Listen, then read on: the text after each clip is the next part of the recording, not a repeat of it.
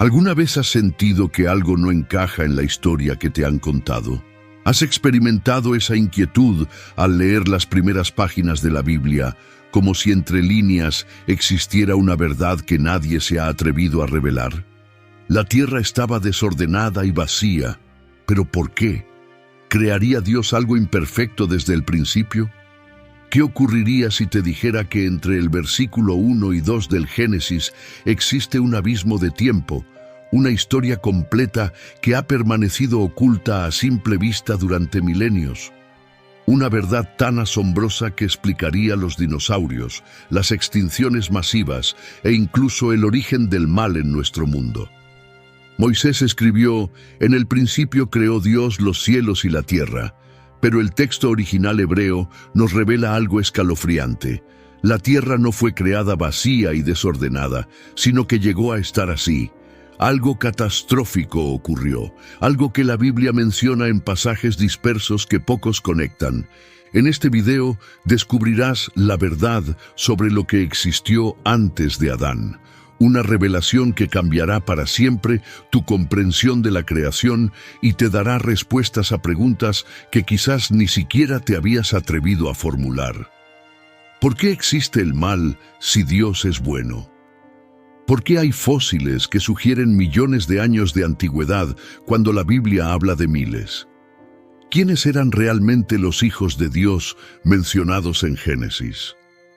En el principio creó Dios los cielos y la tierra estaba desordenada y vacía, y las tinieblas estaban sobre la faz del abismo, y el Espíritu de Dios se movía sobre la faz de las aguas. Estas palabras inaugurales de las Sagradas Escrituras esconden un misterio colosal que ha permanecido velado para la mayoría de los lectores durante milenios. Entre estos dos versículos existe un intervalo de tiempo incalculable, un abismo histórico donde se desarrolló un drama cósmico que cambiaría el curso de la creación para siempre. El texto hebreo original nos revela una pista asombrosa que las traducciones modernas han oscurecido. Cuando leemos «la tierra estaba desordenada y vacía», la palabra hebrea utilizada no es la que normalmente se emplearía para describir un estado original.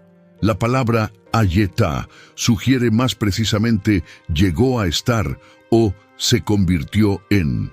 No indica una condición inicial, sino una transformación. Compáralo con el lenguaje de Isaías 45, versículo 18, donde Dios declara explícitamente: «Porque así dice el Señor, que creó los cielos. Él es Dios, el que formó la tierra y la hizo. Él la estableció, no la creó en vano, tohu, sino que para ser habitada la creó». La palabra hebrea, tohu, es precisamente la misma que aparece en Génesis 1, versículo 2, traducida como desordenada.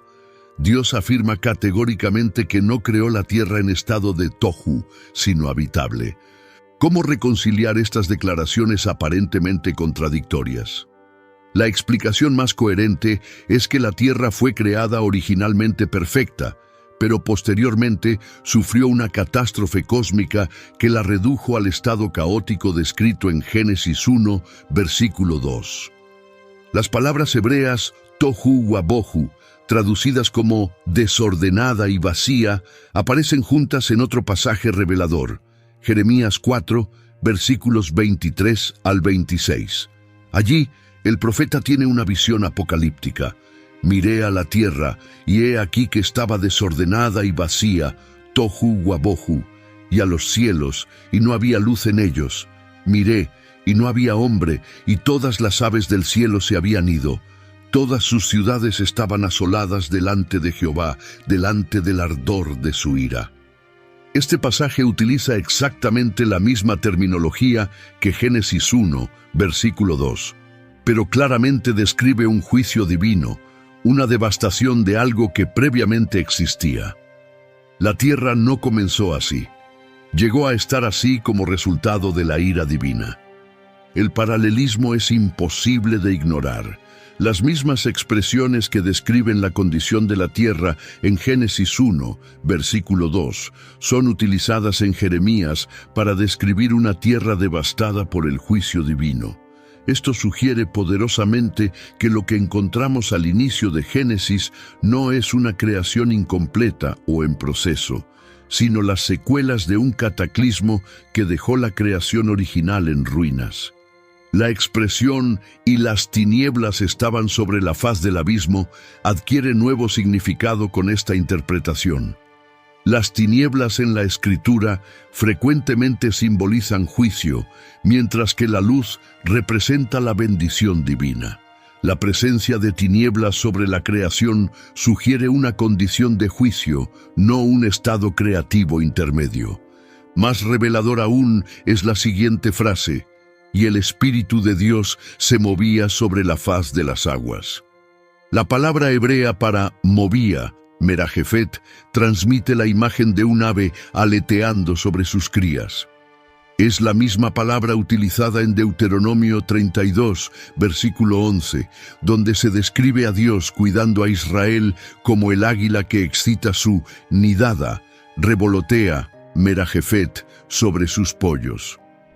Esta no es la imagen de una creación inicial, sino de un acto de protección y restauración sobre algo que ya existía.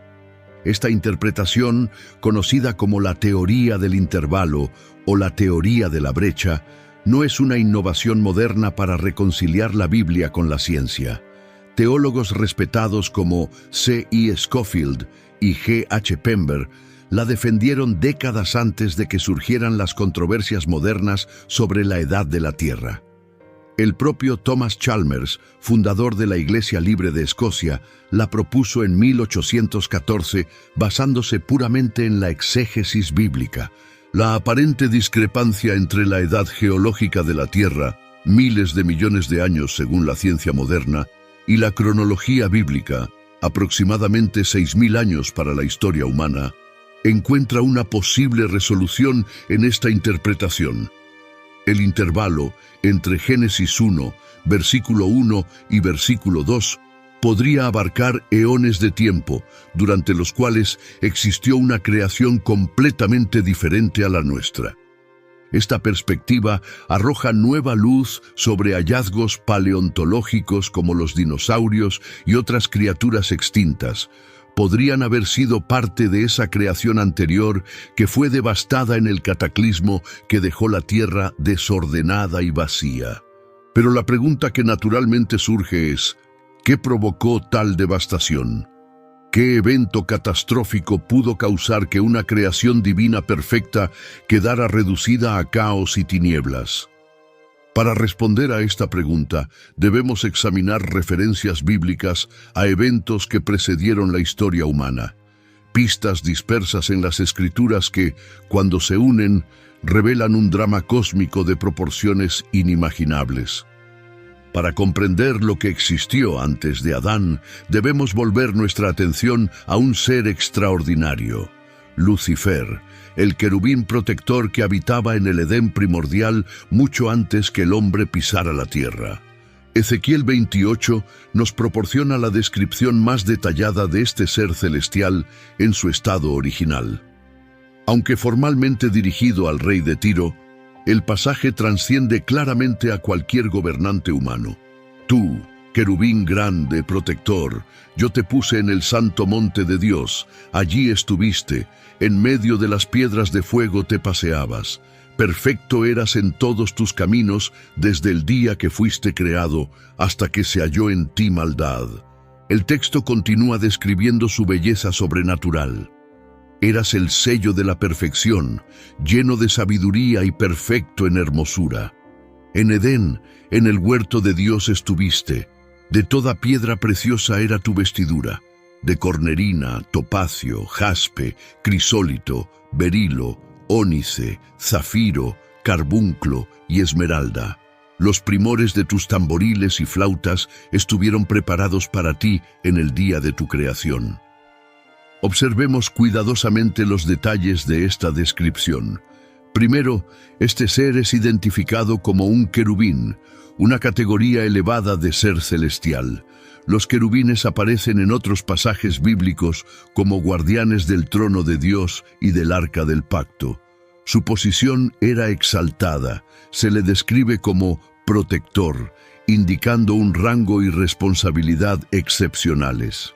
Segundo, su ubicación era privilegiada, en el santo monte de Dios y en medio de las piedras de fuego.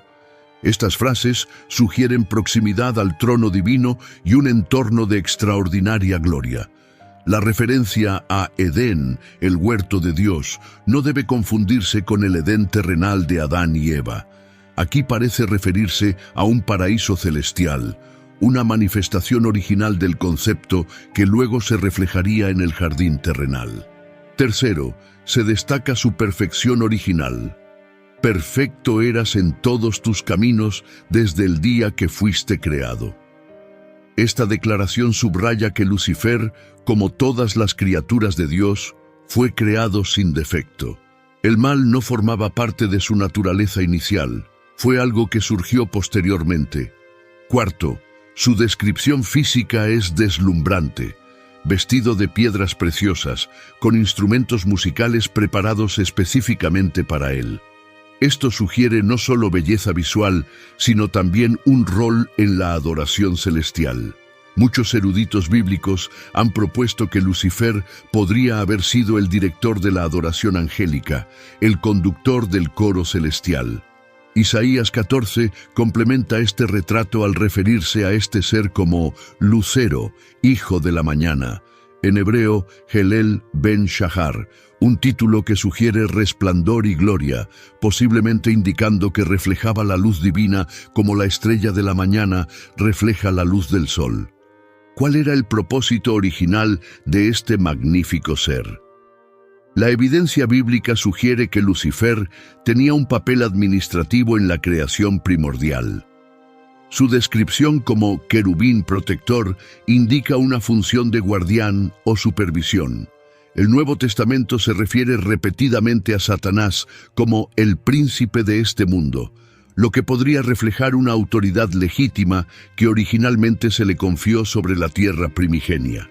Los querubines en la Biblia aparecen consistentemente como guardas o protectores, cubriendo el propiciatorio del arca, guardando la entrada del Edén después de la expulsión de Adán y Eva, sosteniendo el trono de Dios en las visiones de Ezequiel.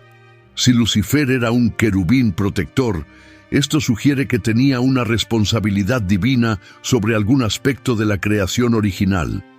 Es fascinante considerar que Lucifer pudo haber sido el administrador designado por Dios para la tierra primitiva, encargado de supervisar su desarrollo y protección.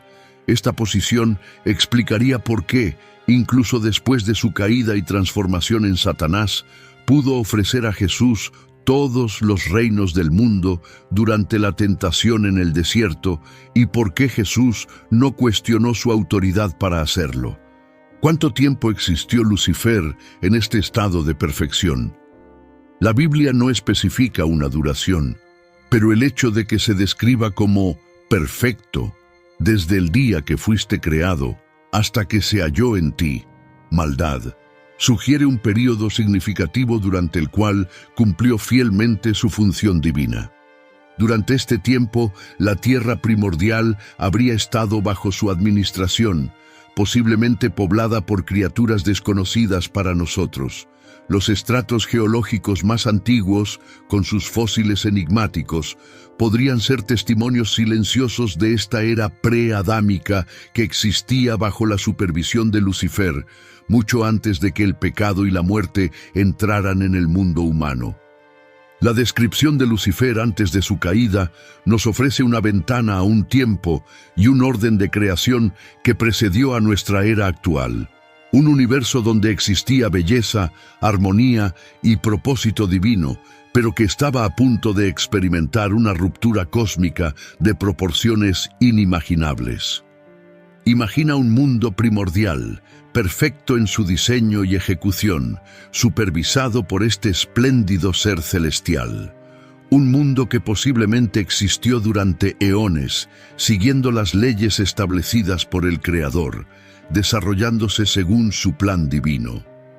Es contra este telón de fondo de perfección y armonía que debemos entender la tragedia de lo que vendría después.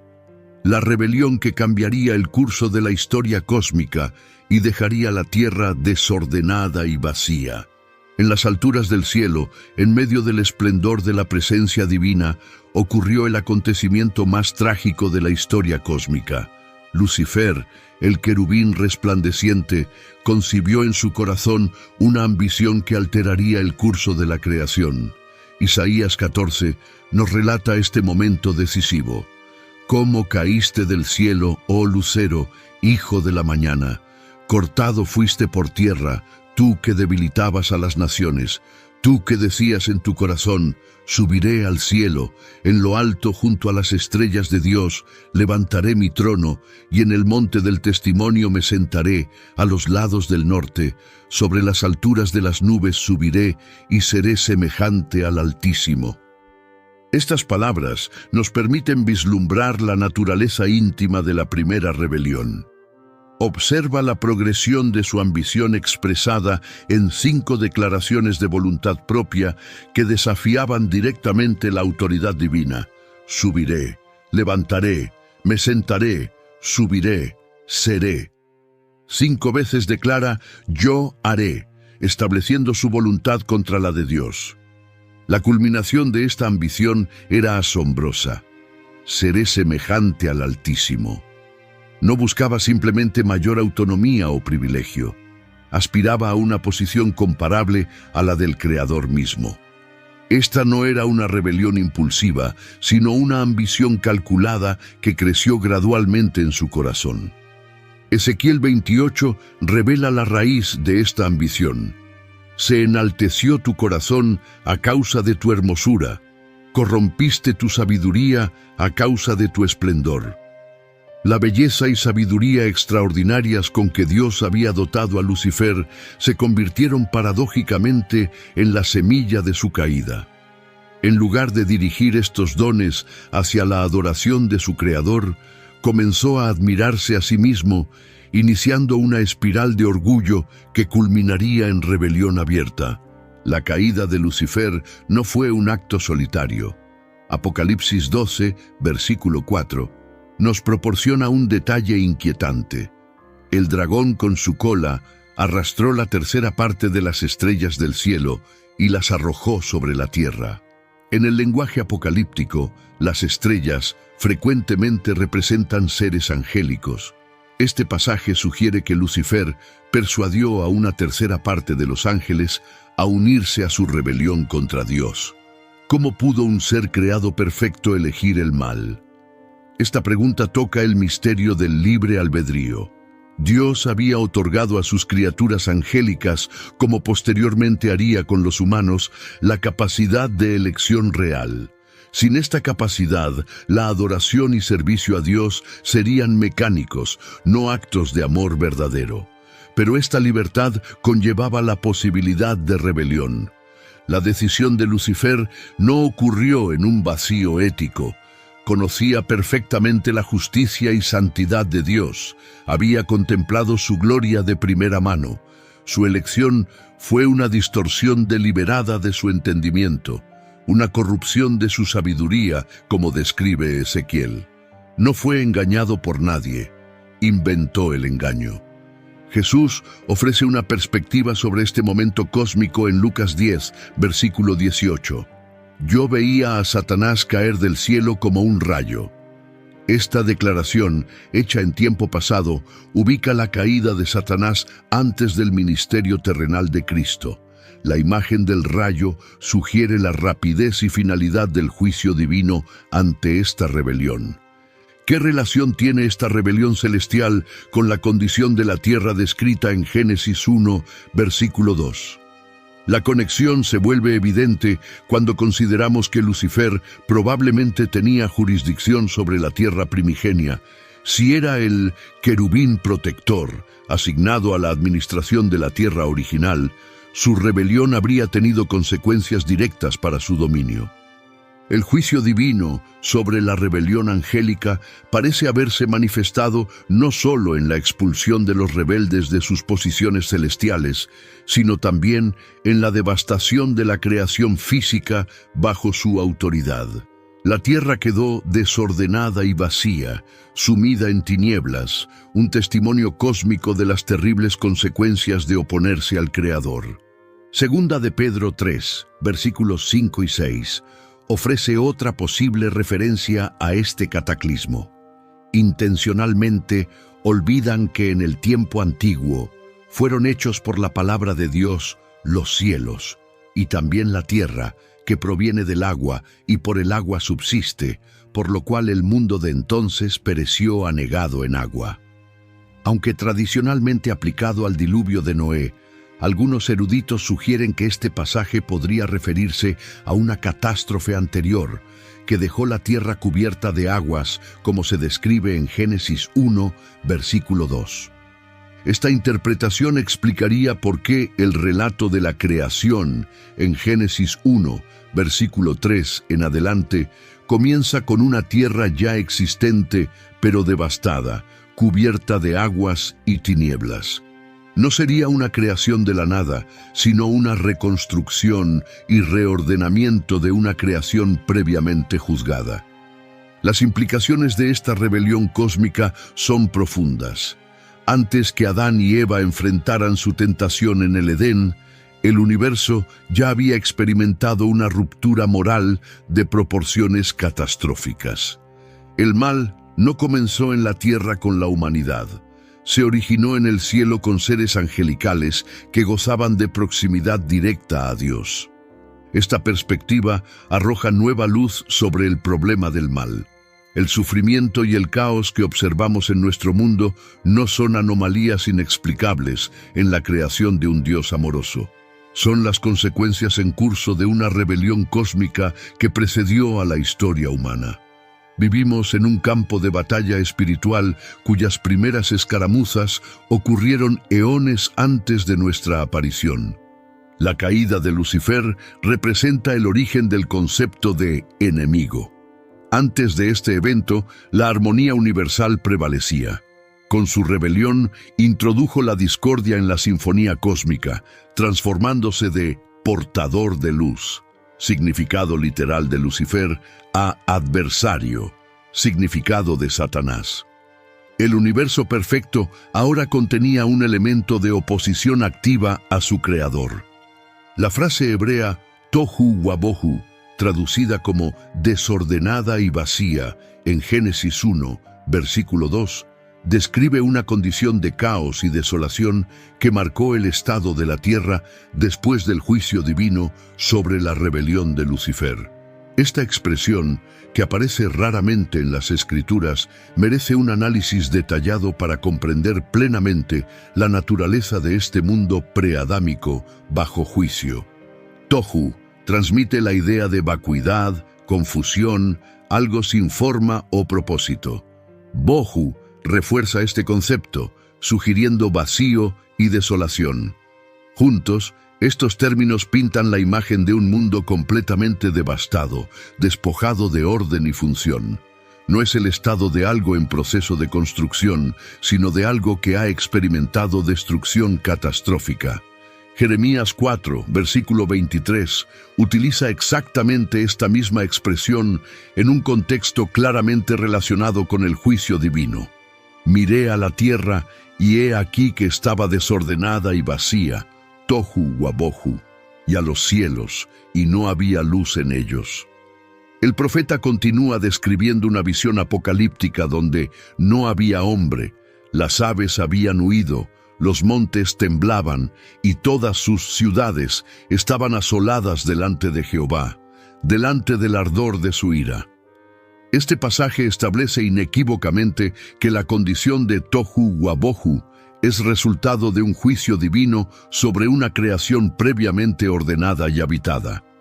Isaías 34, versículo 11, emplea términos similares para describir el juicio divino sobre Edom. Se adueñarán de ella el pelícano y el erizo, la habitarán la lechuza y el cuervo. y extenderá sobre ella cordel de destrucción, tohu, y niveles de desolación, bohu. Nuevamente, estas palabras describen el resultado de un juicio, no un estado creativo incompleto.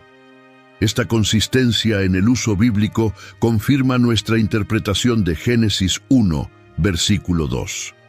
La tierra no fue creada originalmente en un estado caótico. Llegó a estar así como consecuencia del juicio divino sobre la rebelión luciferina. ¿Cómo podríamos imaginar este mundo bajo juicio? Las tinieblas cubren el abismo, indicando la ausencia de luz divina. Las aguas cubren completamente la superficie terrestre, sugiriendo un cataclismo global que sumergió los continentes. No hay vida visible, solo un panorama desolador de oscuridad y aguas turbulentas. El registro geológico de la Tierra podría contener evidencias de este cataclismo primordial.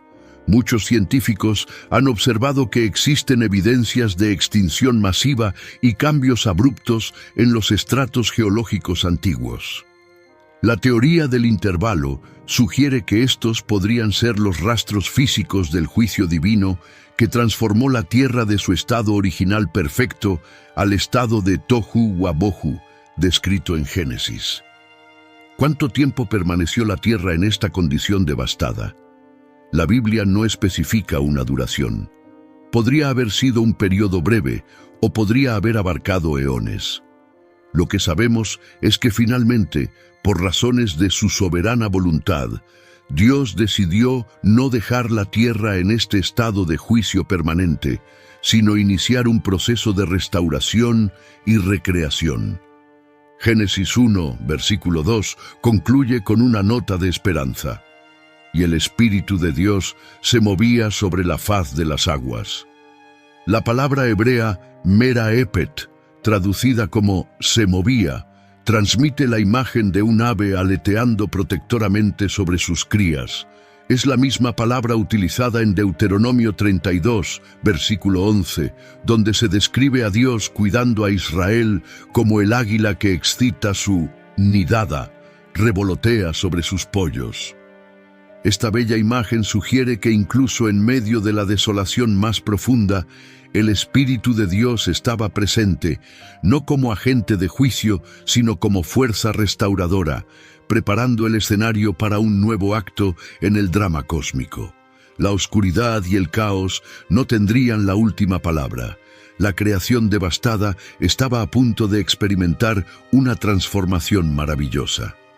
La condición de tohu wabohu nos enseña lecciones profundas sobre la naturaleza de Dios y su relación con la creación. Primero, vemos que Dios toma el pecado con absoluta seriedad. La rebelión contra su autoridad tiene consecuencias catastróficas.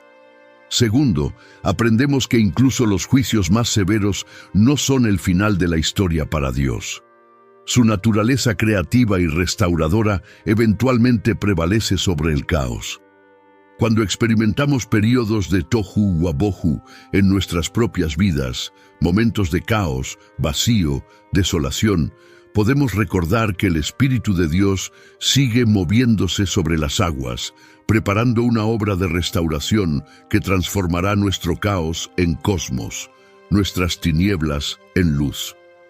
La tierra devastada, suspendida en oscuridad y rodeada de aguas, esperaba la palabra creativa que transformaría su desolación en abundancia. Ese momento llegaría con las palabras divinas que inaugurarían una nueva era, sea la luz. Y dijo Dios, sea la luz, y fue la luz. Con estas palabras poderosas comienza el proceso de restauración divina que transformaría una tierra devastada en un hogar para la humanidad. Este mandato, el primero de una serie de órdenes creadoras, marca no el inicio absoluto de la creación, sino el comienzo de su reconstrucción después del cataclismo que había reducido el mundo anterior a caos y tinieblas. Es significativo que la primera intervención divina en este proceso de restauración fuera la introducción de la luz. Las tinieblas que cubrían el abismo simbolizaban el juicio y la desolación. La luz representaba la presencia y bendición de Dios retornando a una creación caída. Este patrón, oscuridad seguida por luz, se convertiría en un motivo recurrente en la narrativa redentora de Dios a través de toda la Escritura. Observa que esta luz apareció antes de la creación del sol, la luna y las estrellas, que no son formados hasta el cuarto día. ¿Qué era esta luz primordial? Algunos eruditos sugieren que podría haber sido la gloria de Dios mismo iluminando la creación, similar a la descripción de la Nueva Jerusalén en Apocalipsis 22, versículo 5. No habrá allí más noche, y no tienen necesidad de luz de lámpara ni de luz del sol, porque Dios el Señor los iluminará. Otros proponen que podría haber sido una forma de energía electromagnética que precedió a las fuentes específicas de luz que conocemos hoy. Lo que queda claro es que esta luz no era simplemente un fenómeno físico, sino un acto de juicio sobre las tinieblas. Y vio Dios que la luz era buena, y separó Dios la luz de las tinieblas. Esta separación establece una distinción fundamental en la creación restaurada. La luz, asociada con Dios y su bendición, está ahora distinguida de las tinieblas, símbolo del juicio y la ausencia divina. Los siguientes 5 días de la recreación continúan este patrón de restauración y ordenamiento de lo que había quedado desordenado y vacío. El segundo día ve la creación del firmamento, separando las aguas superiores de las inferiores, estableciendo límites y contención donde antes había caos. El tercer día, las aguas debajo del firmamento son reunidas, permitiendo que aparezca la tierra seca y brote vegetación. En el cuarto día, Dios crea el sol, la luna y las estrellas, asignándoles funciones específicas como reguladores del tiempo y fuentes de luz. Es notable que estos cuerpos celestes, que en muchas culturas antiguas eran adorados como deidades, son presentados simplemente como luminares creados por Dios para servir a propósitos específicos. Es una declaración poderosa contra la idolatría que caracterizaría a muchas culturas posteriores. El quinto día ve la creación de la vida marina y las aves, poblando los mismos elementos, aguas y cielos, que habían simbolizado el caos primordial. Donde antes había desolación, ahora hay abundancia de vida. El sexto día completa la obra con la creación de los animales terrestres y finalmente la humanidad, hecha a imagen y semejanza de Dios. Esta secuencia de 6 días, culminando en la creación del hombre, representa un acto divino de restauración cósmica. La tierra, que había experimentado la devastación del juicio, ahora es renovada y preparada para un nuevo propósito divino. Donde una vez una creación había sido corrompida por la rebelión angélica, ahora se establecería una nueva administración bajo la supervisión de seres creados a imagen de Dios mismo. La bendición divina a Adán y Eva revela el propósito de esta nueva creación. Fructificad y multiplicaos, llenad la tierra y sojuzgadla, y señoread en los peces del mar, en las aves de los cielos y en todas las bestias que se mueven sobre la tierra. Esta comisión es profundamente significativa a la luz de la historia anterior. La tierra, que había quedado vacía como resultado del juicio divino, ahora debía ser llenada nuevamente. El dominio que anteriormente pudo haber sido ejercido por seres angelicales, ahora se confiaba a criaturas hechas a imagen de Dios. El séptimo día, en el que Dios reposó de toda la obra que había hecho, no marca simplemente el fin de la actividad divina, sino la satisfacción del Creador con su obra restauradora. La creación devastada había sido renovada, el caos había sido transformado en orden, la oscuridad había dado paso a la luz, y la tierra desolada ahora rebosaba de vida. Esta interpretación de Génesis 1 como una restauración más que una creación inicial arroja nueva luz sobre el problema de la edad de la tierra. El intervalo entre Génesis 1, versículo 1, la creación original, y Génesis 1, versículo 3, el comienzo de la restauración, podría abarcar un período indefinido, posiblemente miles de millones de años, durante los cuales se desarrollaron muchos de los procesos geológicos y paleontológicos que la ciencia moderna ha documentado. Los 6 días de restauración, por otra parte, serían períodos literales de 24 horas, preservando la integridad del texto bíblico sin necesidad de interpretar días como eras geológicas. Este enfoque reconoce tanto la evidencia científica de una tierra antigua como la enseñanza bíblica de una creación reciente de la humanidad y el ecosistema actual.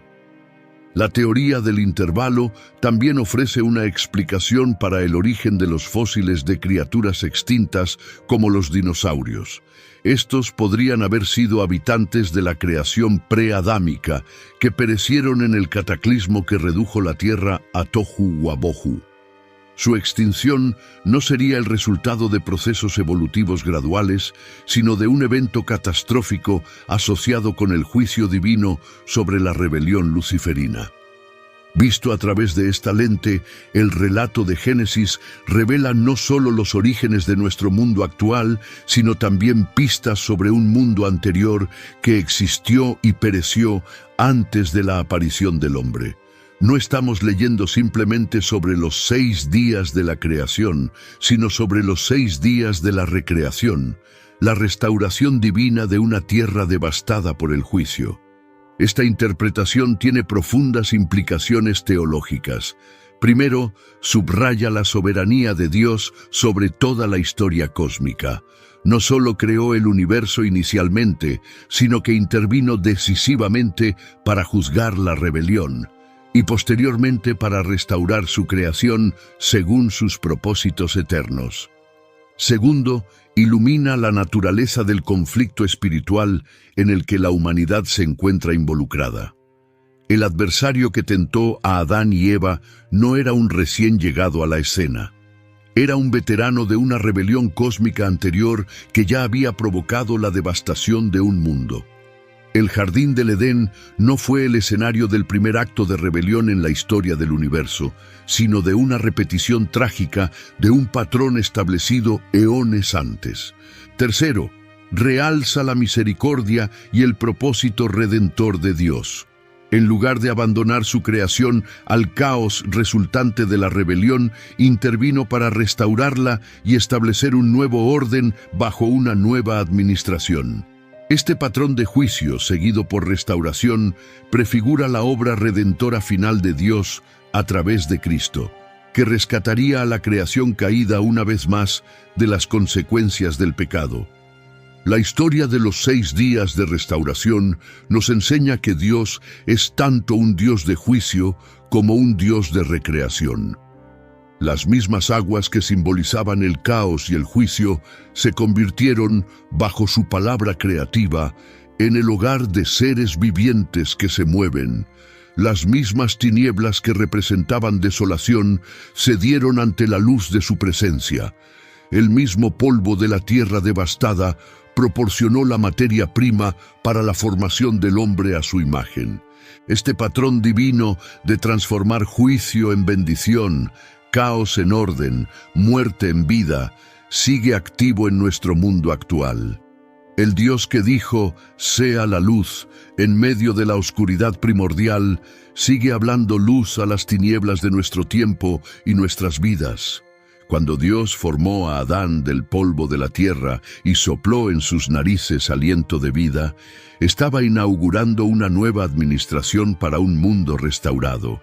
A diferencia de los seres angélicos que habían habitado y posiblemente administrado la creación original, Adán representaba una categoría completamente nueva de criatura, un ser hecho a imagen y semejanza de Dios mismo. Y creó Dios al hombre a su imagen, a imagen de Dios lo creó, varón y hembra los creó. Esta extraordinaria declaración distingue claramente a la humanidad del resto de la creación. Mientras que los animales fueron creados según su especie, el hombre fue creado según la imagen de Dios. Esta distinción es fundamental para entender el propósito de la humanidad en el plan restaurador de Dios. ¿Qué significa ser creado a imagen de Dios? Teológicamente implica varios aspectos: capacidad para la relación personal con Dios, facultades morales e intelectuales, creatividad y autoridad delegada sobre la creación. Esta última dimensión se destaca especialmente en la comisión divina. Señoread en los peces del mar, en las aves de los cielos y en todas las bestias que se mueven sobre la tierra. Adán recibió un mandato administrativo explícito que lo posicionaba como vicerregente de Dios sobre la creación restaurada. Su tarea no era simplemente disfrutar del jardín del Edén como un paraíso pasivo, sino cultivarlo, guardarlo y ejercer un dominio responsable sobre todas las criaturas. El relato de Génesis 2 enfatiza esta función administrativa al mostrar a Adán nombrando a los animales, un acto que simboliza tanto su autoridad como su capacidad intelectual. Esta nueva administración humana contrastaba significativamente con la administración anterior. Mientras que Lucifer, siendo un ser celestial, había poseído gloria y poder inherentes, Adán fue formado del polvo de la tierra, un recordatorio constante de su dependencia del Creador.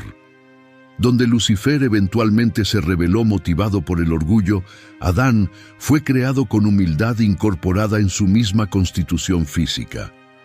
La creación de Eva como ayuda idónea para Adán introdujo otra dimensión crucial: la administración compartida. Varón y hembra los creó y les dijo: fructificad y multiplicaos, llenad la tierra y sojuzgadla.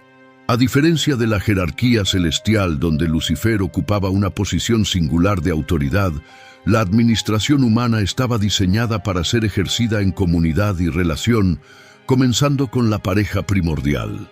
El jardín del Edén servía como un centro administrativo desde el cual la influencia humana debía extenderse progresivamente. La instrucción de llenar la tierra implicaba una expansión gradual de la presencia humana y con ella el orden divino representado por el jardín. Podemos imaginar el plan original.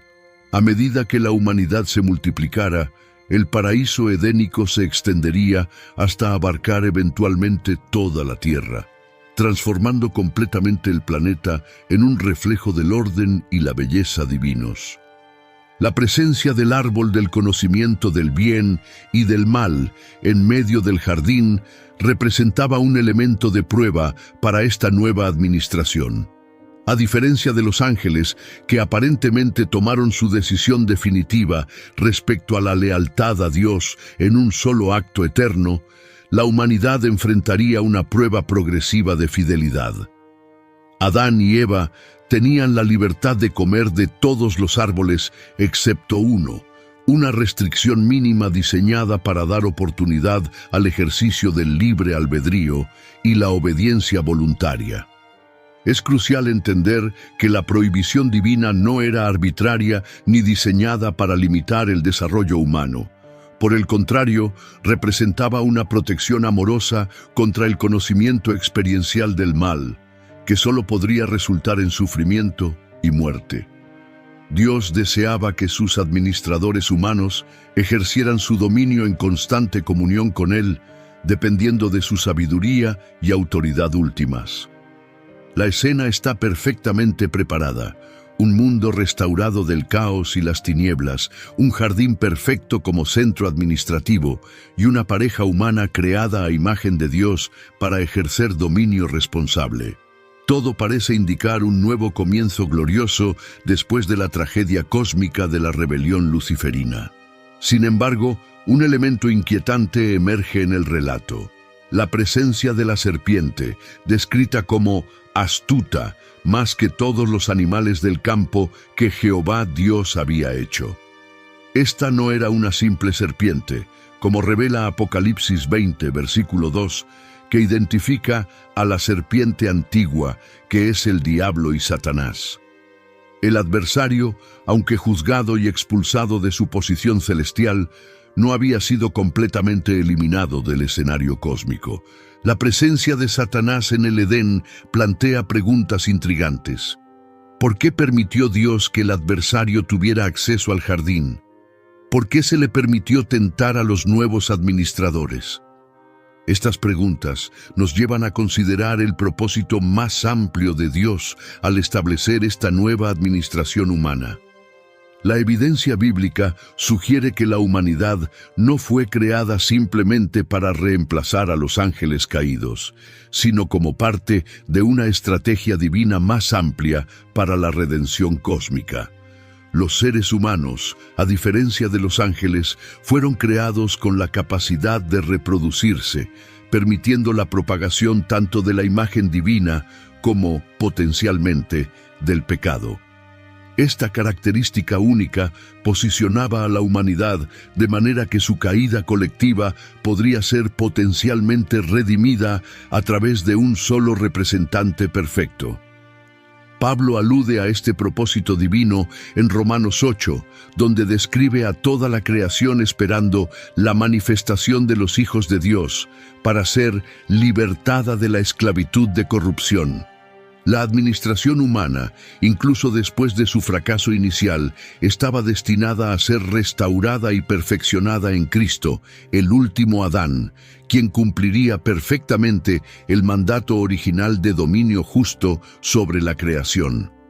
La aparición de la serpiente en el Edén no fue un evento aislado, sino la continuación de un conflicto cósmico que había comenzado eones antes con la rebelión de Lucifer. Este ser, ahora conocido como Satanás, el adversario, no podía aceptar pasivamente la nueva administración establecida por Dios. La tierra que una vez estuvo bajo su autoridad, ahora había sido restaurada y confiada a criaturas aparentemente inferiores, hechas de polvo. Desde su perspectiva, esto representaba una usurpación que debía ser contestada. La estrategia de Satanás revela una astucia formidable. En lugar de atacar directamente a Adán, el administrador principal, se acercó primero a Eva, iniciando un proceso de subversión sutil más que de confrontación abierta. Sus primeras palabras, «con que Dios os ha dicho», representan un cuestionamiento de la autoridad divina, sembrando la duda sobre la bondad y veracidad del Creador. La táctica era brillante en su malevolencia. Al sugerir que Dios estaba reteniendo algo bueno, seréis como Dios, sabiendo el bien y el mal, Satanás presentó la desobediencia no como rebelión, sino como emancipación, no como pecado, sino como iluminación. Era el mismo engaño que había conducido a su propia caída, ahora reempaquetado para la nueva administración humana. La caída de Adán y Eva, descrita sucintamente en Génesis 3, representa una repetición trágica del patrón establecido por la rebelión luciferina. Ambos eventos involucran criaturas que dudan de la bondad de Dios, desean una posición más elevada que la asignada y finalmente actúan en desobediencia directa a un mandamiento divino explícito. En ambos casos, las consecuencias fueron catastróficas, aunque distintas en su naturaleza y alcance. Mientras que la rebelión angélica había resultado en un juicio inmediato y devastador que dejó la tierra desordenada y vacía, la caída humana dio lugar a un juicio más gradual y mitigado. La tierra fue maldecida pero no destruida. La muerte entró en el mundo pero no instantáneamente. La comunión con Dios se rompió, pero no irrevocablemente. Esta diferencia crucial sugiere que Dios tenía un propósito distinto para la humanidad en su plan redentor más amplio. La promesa contenida en Génesis 3, versículo 15, la primera profecía mesiánica, revela este propósito. «Y pondré enemistad entre ti y la mujer, y entre tu simiente y la simiente suya. Esta te herirá en la cabeza, y tú le herirás en el calcañar». En estas palabras se anuncia una batalla continua entre la descendencia de la mujer y la descendencia de la serpiente, culminando en la victoria definitiva de un descendiente especial que aplastaría la cabeza de la serpiente. Esta profecía inaugura un nuevo capítulo en la guerra cósmica. La Tierra, que había sido escenario de la primera rebelión angelical y ahora de la caída humana, se convertiría en el campo de batalla para un conflicto espiritual prolongado. La humanidad, aunque caída y expulsada del Edén, seguiría siendo el centro del plan redentor de Dios. Los capítulos siguientes de Génesis ilustran la intensificación de este conflicto. La enemistad prometida se manifiesta inmediatamente en el asesinato de Abel por Caín, estableciendo un patrón de hostilidad entre aquellos que siguen a Dios y aquellos que se oponen a sus propósitos. La corrupción moral se extiende rápidamente, culminando en la declaración de Génesis 6, versículo 5. Y vio Jehová que la maldad de los hombres era mucha en la tierra, y que todo designio de los pensamientos del corazón de ellos era de continuo solamente el mal. Es en este contexto que encontramos una de las referencias más enigmáticas y perturbadoras a la guerra espiritual. Aconteció que cuando comenzaron los hombres a multiplicarse sobre la faz de la tierra, y les nacieron hijas, que viendo los hijos de Dios que las hijas de los hombres eran hermosas, tomaron para sí mujeres, escogiendo entre todas. Génesis 6, versículos 1 y 2. La identidad de estos hijos de Dios ha sido objeto de intenso debate teológico. Muchos eruditos antiguos, incluyendo a Josefo, Filón y varios padres de la Iglesia, entendieron este pasaje como una referencia a seres angélicos que de alguna manera se involucraron con mujeres humanas, produciendo una descendencia híbrida llamada gigantes, Nefilim. Esta interpretación encuentra apoyo en pasajes como Segunda de Pedro 2, versículo 4, y Judas, versículo 6, que hablan de ángeles que no guardaron su dignidad y están reservados para el juicio. Si esta interpretación es correcta, representaría un intento extraordinario por parte de las fuerzas satánicas para corromper la línea humana de la cual vendría eventualmente la simiente de la mujer prometida que aplastaría la cabeza de la serpiente. Sería un ataque directo al plan redentor de Dios, buscando contaminar genéticamente a la humanidad para imposibilitar la venida de un redentor plenamente humano. El diluvio global que siguió, descrito en Génesis 6 al 9, sería entonces no solo un juicio sobre la maldad humana, sino también una intervención divina decisiva para preservar la pureza de la línea humana y asegurar la posibilidad de la redención futura. Noé, descrito como perfecto en sus generaciones, habría sido preservado no solo por su rectitud moral, sino también porque su linaje no había sido corrompido por esta infiltración angélica. A diferencia del juicio que dejó la tierra desordenada y vacía antes de Adán, el diluvio no devolvió la tierra al caos primordial, sino que la purificó de la corrupción que había invadido la creación restaurada. Fue un reinicio parcial que permitió la continuación del plan redentor de Dios para la humanidad. Tras el diluvio, la guerra por la tierra continuó con nuevas estrategias. La Torre de Babel representa un intento de unificación humana en oposición al mandato divino de dispersarse y llenar la tierra. La llamada de Abraham y el establecimiento del pueblo de Israel señalan la estrategia de Dios de trabajar a través de una nación específica para eventualmente traer al Redentor prometido. A lo largo del Antiguo Testamento vemos evidencias continuas de esta guerra espiritual. Los intentos repetidos de exterminar al pueblo judío, como en el libro de Esther, las batallas de Israel contra naciones que adoraban a dioses demoníacos, Deuteronomio 32, versículo 17, y la continua lucha de los profetas contra la idolatría, todos forman parte de este conflicto cósmico por el destino de la tierra y la humanidad. En toda la Escritura encontramos referencias enigmáticas y fragmentarias a criaturas y condiciones que podrían haber pertenecido al mundo pre-adámico. Estos vestigios literarios nos proporcionan vislumbres fascinantes de lo que pudo haber existido en la tierra antes de que fuera reducida a tohu wabohu. Job, posiblemente el libro más antiguo de la Biblia, contiene algunas de las referencias más intrigantes. En los capítulos 40 y 41, Dios describe a Job dos criaturas extraordinarias, Behemoth y Leviatán. Las descripciones detalladas desafían cualquier identificación simple con animales conocidos en el mundo post-diluviano. Behemoth es presentado como el epítome del poder físico. He aquí ahora Behemoth, el cual hice como a ti, hierba come como buey. He aquí ahora que su fuerza está en sus lomos y su vigor en los músculos de su vientre.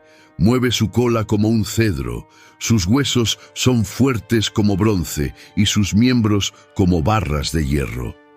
Leviatán, aún más impresionante, es descrito en términos casi mitológicos. ¿Sacarás tú al Leviatán con anzuelo?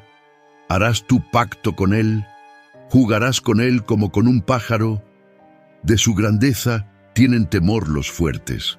Cuando se levanta, tienen temor los valientes. No hay sobre la tierra quien se le parezca, animal hecho exento de temor. Lo más sorprendente es la referencia a que Leviatán echa llamas por su boca y hace hervir como una olla el mar profundo. Estas descripciones han llevado a muchos estudiosos a considerar la posibilidad de que estas criaturas no fueran simplemente hipérboles poéticas, sino referencias a especies reales, posiblemente dinosaurios u otras criaturas prehistóricas que sobrevivieron al cataclismo entre Génesis 1, versículo 1 y versículo 2, persistiendo como especies relictas en los tiempos antiguos. En Isaías 27, versículo 1, encontramos otra referencia enigmática. En aquel día, Jehová castigará con su espada dura, grande y fuerte, al Leviatán serpiente veloz, y al Leviatán serpiente tortuosa, y matará al dragón que está en el mar.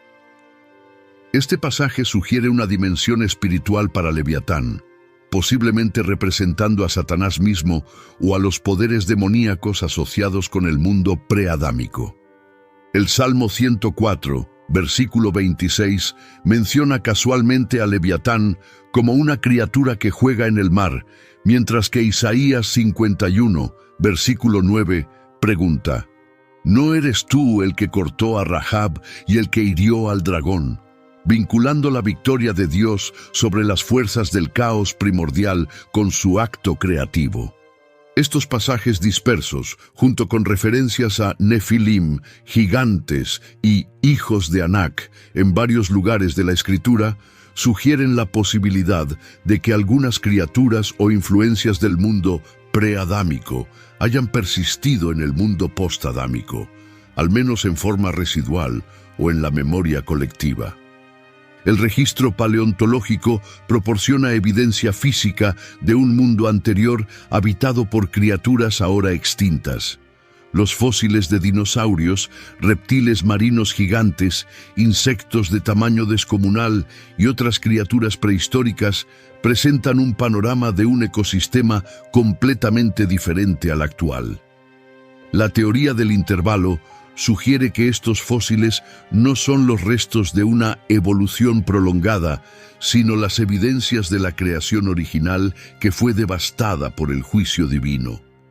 Las extinciones masivas documentadas en el registro geológico, especialmente la extinción del Pérmico-Triásico, que eliminó aproximadamente al 90% de las especies marinas y al 70% de las especies terrestres, podrían correlacionarse con el cataclismo que dejó la Tierra desordenada y vacía.